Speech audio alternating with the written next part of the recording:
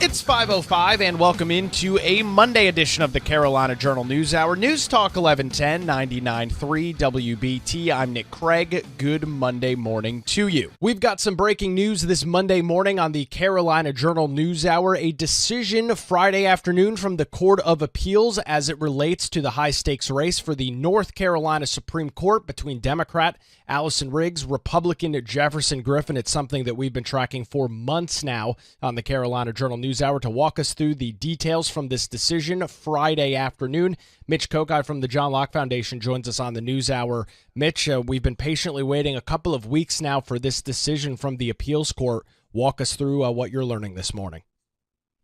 Well, I guess it's not surprising that it took a couple of weeks for the State Court of Appeals to come up with its decision, because if you look at the opinion in the case with the majority opinion and dissent together, it's more than 100 pages. So they basically took their time and decided to spell out exactly why they ruled the way they did. Now, what happens, remember, is that Jefferson Griffin, who trails Allison Riggs by 734 votes in this election, has been challenging more than 65,000 ballots cast in the race in 3 different categories. Most of those votes were people whose voter registration records appeared to lack either a driver's license number or the last 4 digits of a social security number. Then there were smaller categories, about 5,500 people who were overseas voters who didn't provide photo ID, and then about 260 plus voters who have never lived in North Carolina. These are mostly adult children of North Carolina residents who relocated overseas and are now eligible to vote. So those are the 3 categories. And when this case went beyond the State Board of Elections, which ruled against Jefferson Griffin on all of the challenges, a Wake County Superior Court judge also ruled against Jefferson Griffin in all 3 categories and put forward a very perfunctory ruling. There were 3 separate rulings in the 3 categories. They were all about a couple of sentences that said the State Board of Elections got it right, didn't do anything wrong.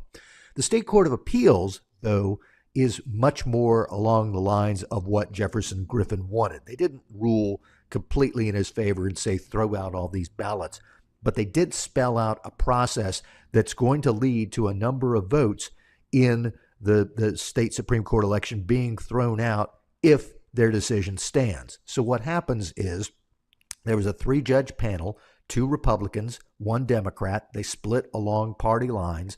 The 2 Republicans, in a decision not written by either one of them, but endorsed by both of them, said that when it comes to the 60,000 plus voters whose registration records are incomplete, the State Board of Elections will have to set up a 15-day period for those voters to verify their information, to get that information in.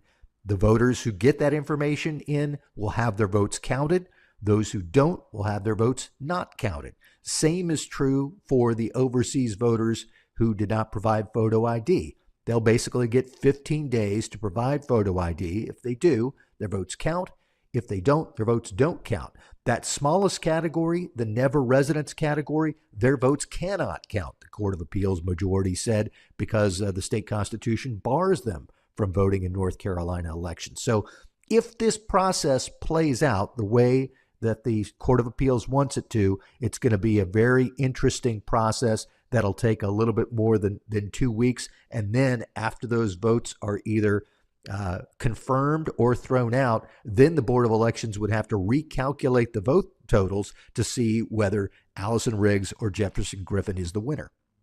Now, Mitch, listening to you describe this process and talk about this 15-day period of time, some of our listeners might be familiar with the term curing a ballot. Sometimes you hear that thrown around, especially those more involved in political parties, whether it be Republican or Democrat parties after an election. Is it similar to that process as I'm reading? It seems like it's almost a curing effort that is being demanded here by the appeals court. It is. You're exactly right on target that's what's being done. What the Court of Appeals majority said is the way that the court precedent and the state constitution stand, the court could have ruled that all of these ballots would just get thrown out. But they said in the case of the incomplete voter registrations and the overseas voters with no photo ID, there is a process in which people can cure their ballots. And so that's what's being done here. They say, okay, we're not going to just say throw out the ballots. We're going to give these people an opportunity to show that they did have a driver's license or social security number, or in the case of the overseas voters, that they did have photo ID, that they can comply with this legal requirement. And if they do, then their votes count. But if they don't, their votes don't count. The only category where there's no cure is the never residence category. They're saying that the state constitution is clear, regardless of the state law that allowed these folks to vote in the North Carolina election. The Constitution says they can't, and so they have to have their votes thrown out.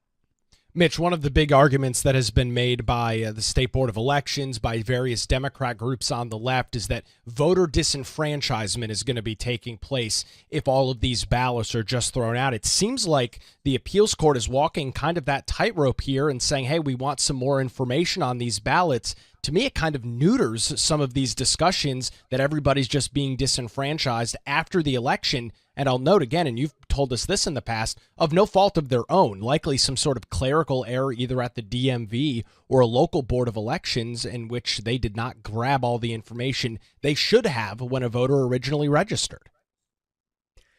In some cases, clerical errors. In another case, it's the actual activity of the State Board of Elections. One of the things that the Griffin team has been very clear about is that they're not saying that the voters are the bad guys here. A lot of what you're seeing about this case is, oh, Jefferson Griffin is trying to disenfranchise voters. He's attacking voters who did everything they were told to do. No, he's attacking the State Board of Elections, saying the State Board of Elections didn't do things right. And in the case of the 60,000 plus voters targeted because of the incomplete voter registration, some of them, it's because the State Board of Elections had a form that it used for roughly a decade that didn't require that information to be collected, treating it as if it was optional.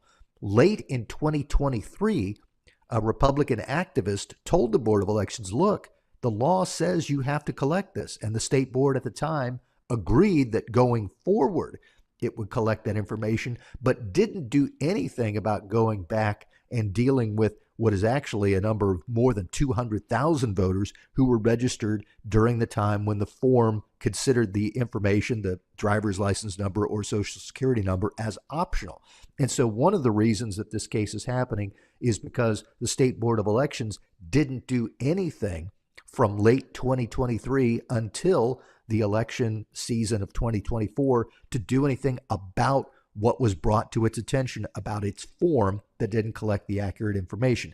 But you're right that as all of the discussion has been taking place about disenfranchisement, what the Griffin team has said is, no, it's not the fault of the voters. It is the fault of the State Board of Elections, and the State Board cannot on its own violate these laws. And these voters, the Griffin team is treating them as people who are not eligible to participate in the election because they didn't register properly, or in the case of the folks who cast the ballots from overseas with no photo ID, the photo ID law says they had to do it, and the State Board of Elections can't get around that. We'll continue the conversation with Mitch Kokai from the John Locke Foundation coming up after this. You're listening to the Carolina Journal News Hour. Where it's now 5:13, News Talk 1110, 99.3 WBT. It's time to get a look at your roadways on a Monday morning. A look at traffic with Boomer Von Cannon. Hey, thank you, Nick.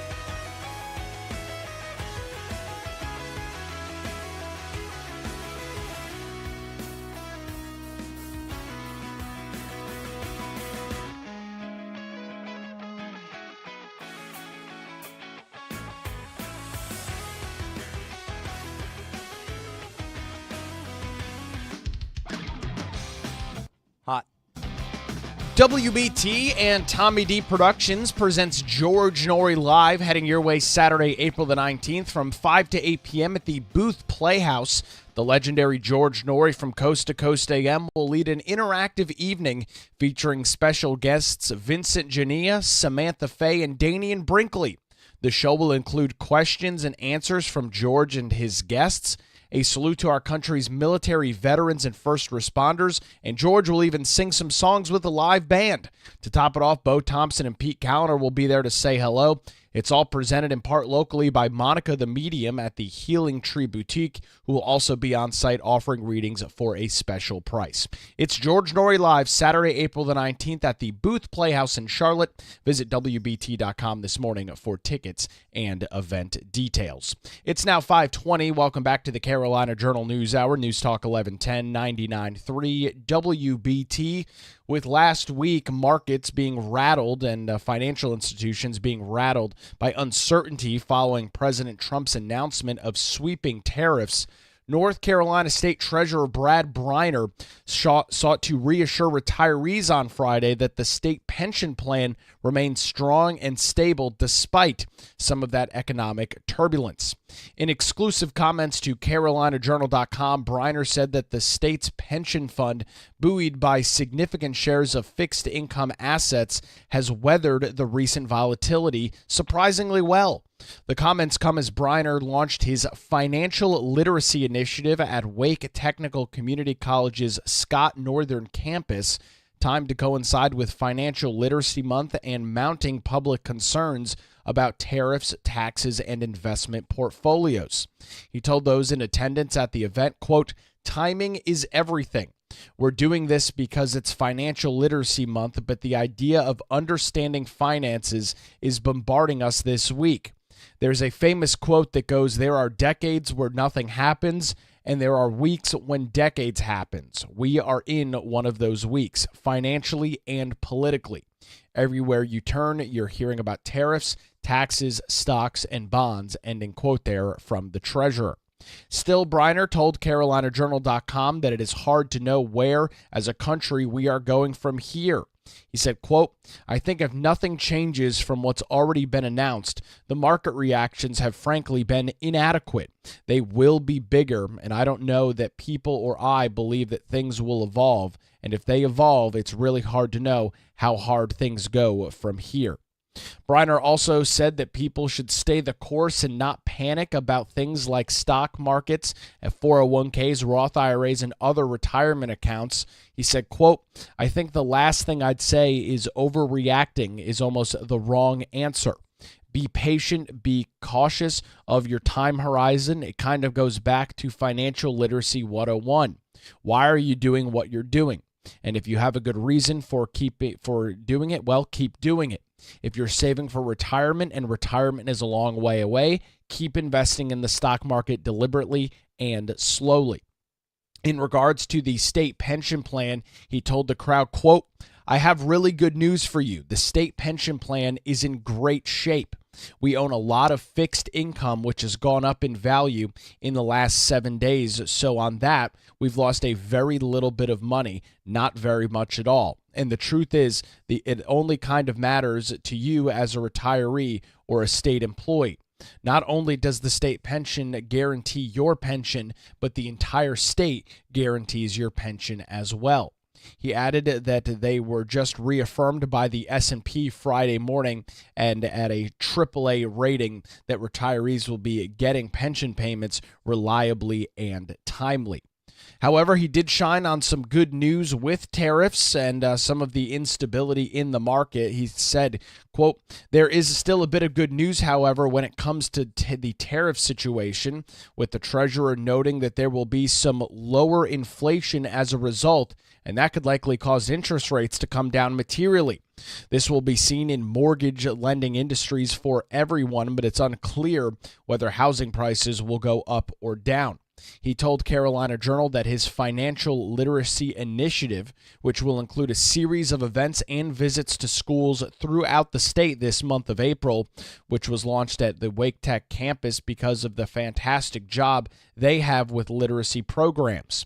During the 24-25 academic year, more than 7,800 Wake Tech students received training and support from the school's student money management program through coaching sessions, classroom presentations, events on campus, and one-to-one interactions with the program staff and student peer leaders. Two of the students helped by the program also spoke at the event. As well in attendance, State Senator Amy Galey, the Republican out of Alamance County, also spoke on the the financial concept of opportunity costs.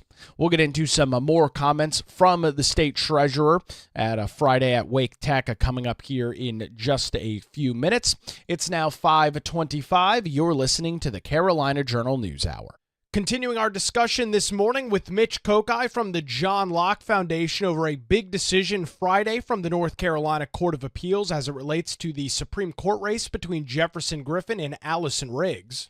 Mitch, you mentioned this 103-page 2-to-1 split decision from the appeals court. We've heard the arguments that the two Republicans, even as you noted, that they didn't necessarily sign on as the authors of the ruling. What about the dissenting opinion? That seemed to be the vast majority of that 103 pages. What was the dissent in this case looking like? Yeah, it was almost 2/3 of the 103 pages was the dissent from Judge Toby Hansen, who basically said, first of all, that the Griffin team identified no one who had committed any kind of fraud, that he basically went along the lines of what we've just been talking about, that one of the key pieces of this is that the voters themselves didn't seem to do anything wrong. They did what they were told to do to participate in the election. And then a lot of the dissent deals with this issue that we've also heard about the fact that Griffin and his team are trying to rewrite the election laws after the election took place.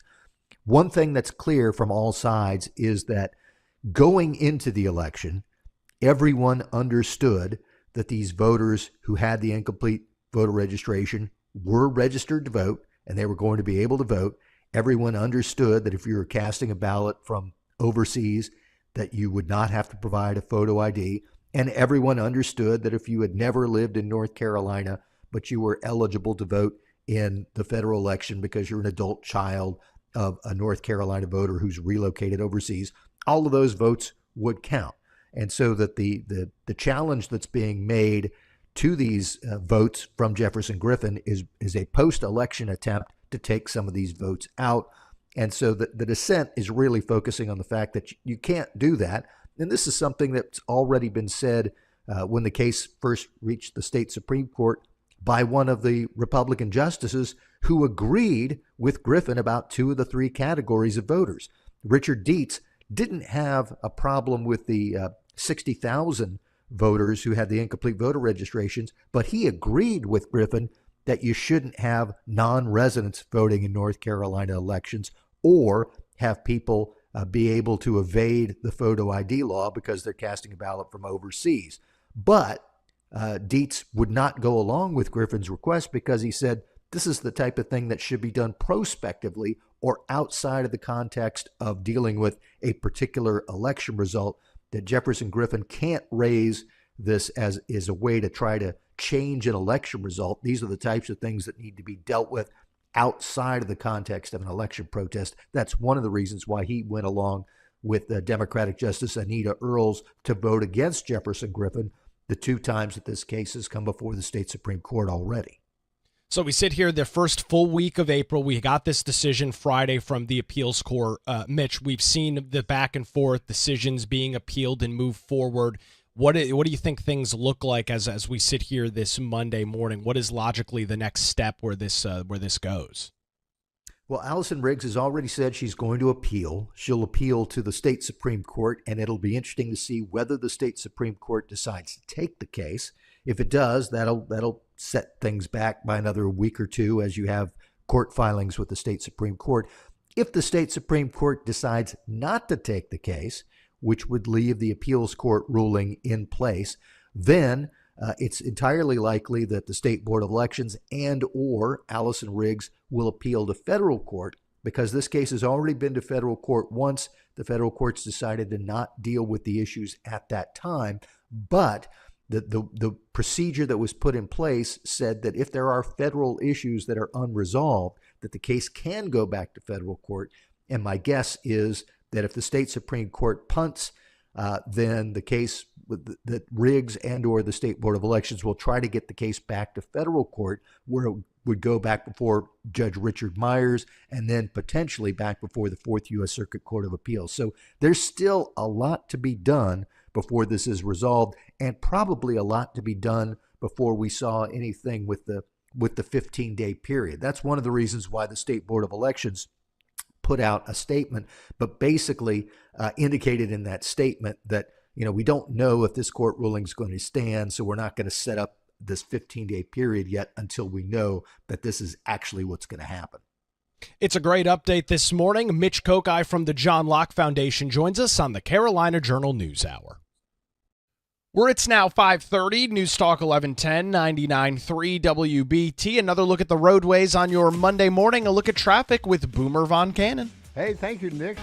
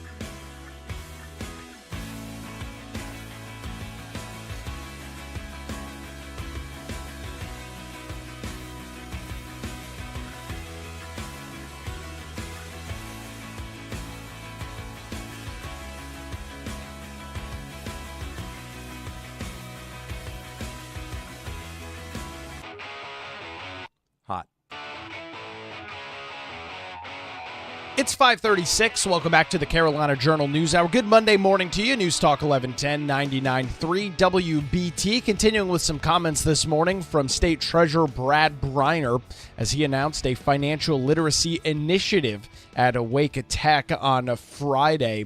The treasurer told the crowd that this initiative was something very personal to him.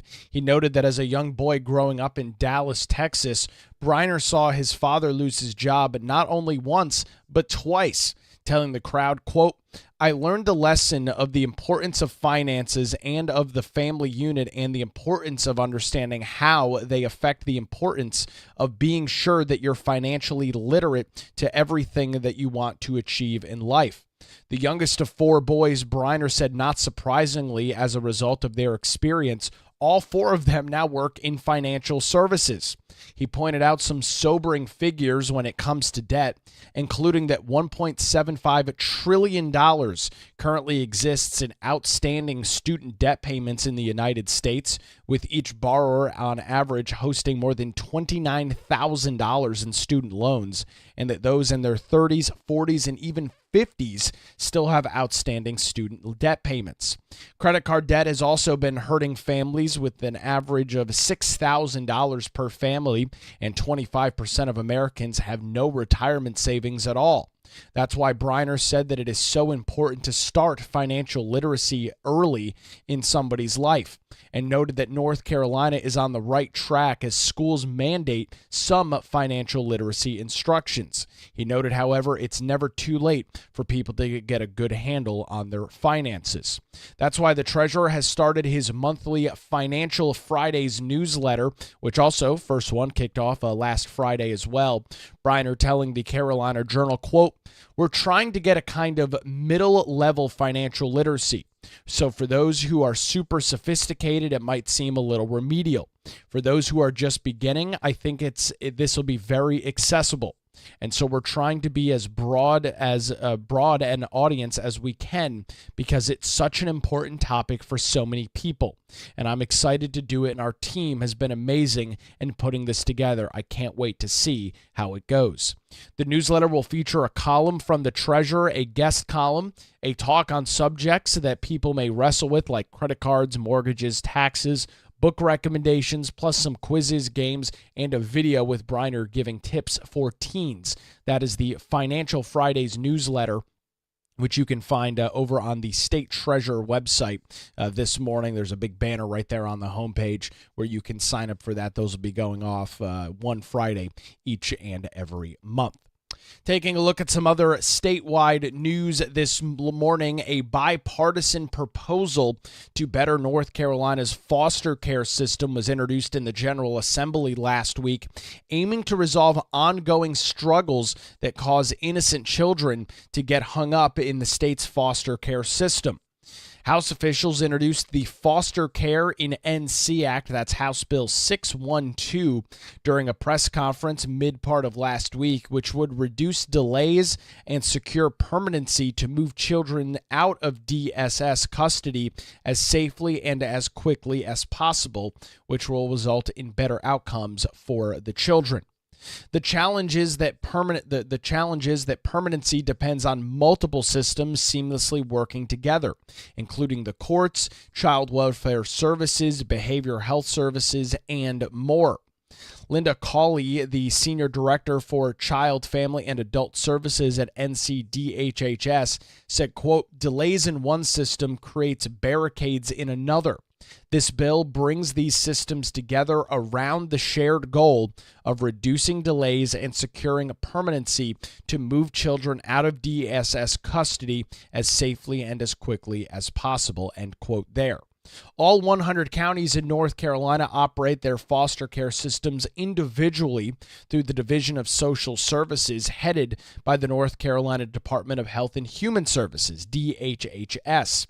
The different operations make standardization of services and care difficult, something that the new proposal aims to repair through procedural reforms.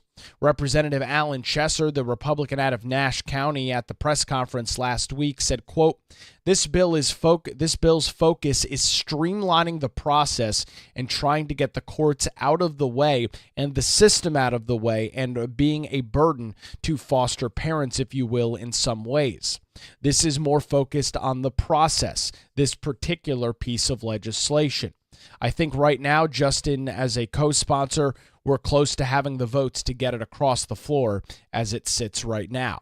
Key provisions of this piece of legislation include giving the state more power to watch over county social services through a rule called Crystal's Law, as well as updating rules for courts handling custody, guardianship, and adoption, including letting parents and adoptive families agree on contact after adoption, seeking rules for whether kids in care can stay, needing court approval for places without licenses, scheduling regular check-ins with courts to see how kids are in care are doing, stopping parents from owning child support to the state while their kids or children are in the foster care system, adding kids affected by human trafficking or certain sexual crimes to the abused juveniles list for better protection, and finally making social services check abuse reports within 24 hours and reports of neglect within 72 hours to process and address those issues when there is a conflict. One of the other co-sponsors, Representative Alston out of Durham County, a Democrat there, said, quote, this bill gives North Carolina a really great opportunity to move closer to an efficient, predictable, and consistent process centered around safety and permanency for all of our children who make some sort of impact within the foster care system. Leaders have been working on the 28-page legislation for about 16 months, going to great lengths to craft policy that efficiently moves the needle for children who need it most. Representative Chesser said that they brought everyone to the table to participate in the conversation around bettering foster care outcomes, including DHHS and DSS, in addition to gaining approval from more than a dozen of other foster care and health groups.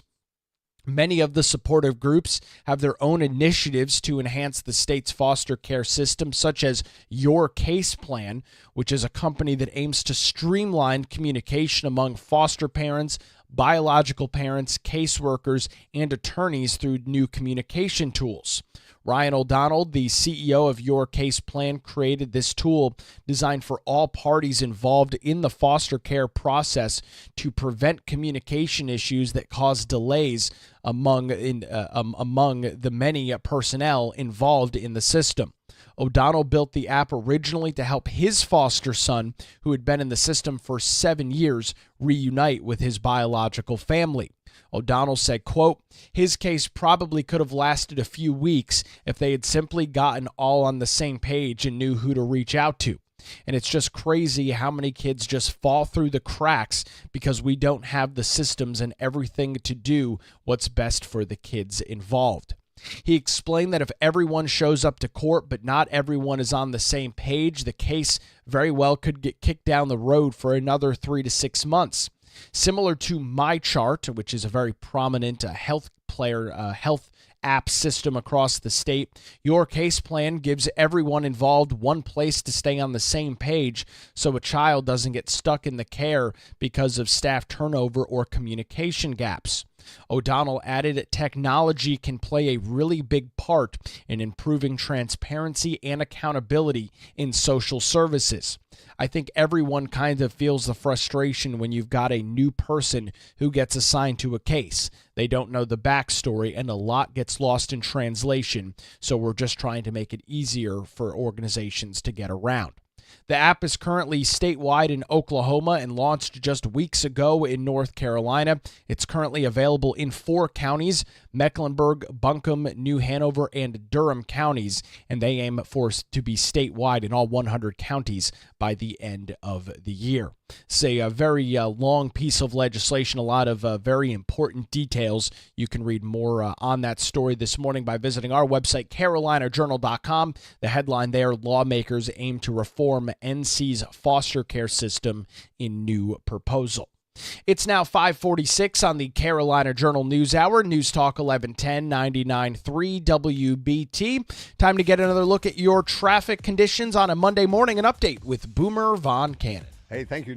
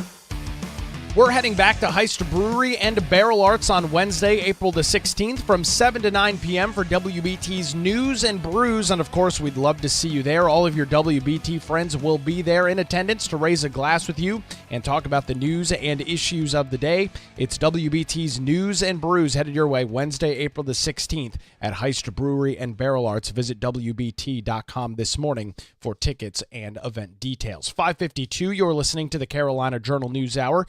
News Talk 1110 99.3 WBT, recapping our big news from late in the day on Friday. A split North Carolina Court of Appeals panel has ordered state election officials to recalculate vote totals in the very closely contested 2024 North Carolina State Supreme Court race. The 2-1 decision issued Friday sided with Republican candidate Jefferson Griffin, who currently trails Democrat Justice Allison Riggs by 734 votes out of more than 5.5 million cast in that contest. The court reversed a lower court's ruling and responded to Griffin's challenge of over 65,000 ballots across 3 categories. 1, voters with incomplete registration information. 2, overseas voters lacking photo ID, and 3, individuals who've never lived in North Carolina. The majority, composed of Republican judges John Tyson and Fred Gore, ruled that incomplete registrants and overseas voters should be given 15 business days to cure their deficiencies. The voters of non-residential voters, which is only 267 in total, are to be removed entirely. There will not be a 15-day curing process for them. The ruling sends the case back to a trial court with instructions for the State Board of Elections to notify affected voters and adjust vote totals accordingly. However, this morning it is still unclear whether this process will change the outcome of the election. Judge Tobias Hampton dissented, arguing that Griffin failed to identify any truly illegitimate voters and that changing the rules after the election undermines lawful votes and the integrity of the electoral process. An appeal is likely in this case to reach a full Court of Appeals or the Supreme Court. In either scenario, Justice Riggs and Judge Griffin are recused. A potential 3-3 tie on the High Court would leave the appeals court decision standing. So we, of course, have been watching this now for many months. We've already heard from Democrat Justice Allison Riggs that she does plan on appealing this decision. So we are going to see some more lawfare in this case. We'll continue to track the details over on our website, carolinajournal.com, and, of course, right here on the Carolina Journal News Hour. North Carolina Superintendent of Public Instruction Mo Green commented late last week on the Trump administration's executive order aimed at dismantling the federal Department of Education. While closing the department would require congressional approval, Green said that his office has been closely monitoring federal announcements and communicating with local education leaders. Trump's executive order outlines a plan to dissolve the U.S. Department of Education and shift authority over education to states and local communities. Green's department, in coordination with the State Board of Education, is developing a response plan that could be released as early as June. Green said, quote, "The North Carolina Department of Instruction has taken a more measured approach rather than reacting hastily. In addition to analyzing that particular executive order, its specifics and related communications, DPI is sharing information with school districts and charter school leaders and advocating for continued federal funding. Obviously, our first priority is to ensure minimal disruption to services for our over 1.5 million students statewide, particularly those supported by federal funds and programs." Green made the comments while joining the monthly Council of State meeting that happened last week via video from New Hanover County. He was remote in his continuing Mo Wants to Know tour, where he goes across the state and listens and talks to educators, parents, and students, and getting their opinions and concerns about public education across the state of North Carolina. So obviously, major federal discussions do continue on that. We'll continue to track those details as well. Taking a look at the calendar this week, it is slated to be another busy week in the North Carolina General Assembly. We did learn late in the day on Thursday that the House filing deadline for new pieces of legislation was extended to this Thursday. That was extended by an extra week, so that we'll be seeing that take place, and we've got a whole bunch of more committee meetings taking place both in the House and the Senate. Well, that's going to do it for a Monday edition of the Carolina Journal News Hour. WBT News is next, followed by Good Morning BT. We're back with you tomorrow morning, 5 to 6, right here on News Talk 1110 and 99.3 WBT.